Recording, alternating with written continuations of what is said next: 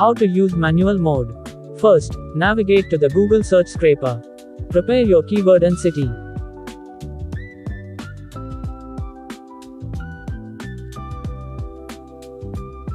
Then click on the Add button.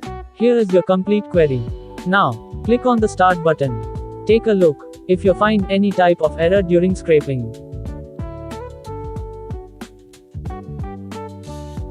Then it's time to switch the mode of scraping from default to manual. To do that, just click on the Open Browser button.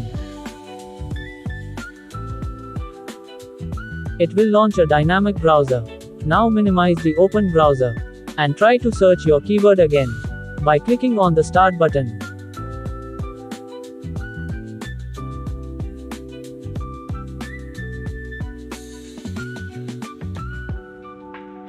After some time, you will get all your data. Just do a simple review and download it. Thank you for watching.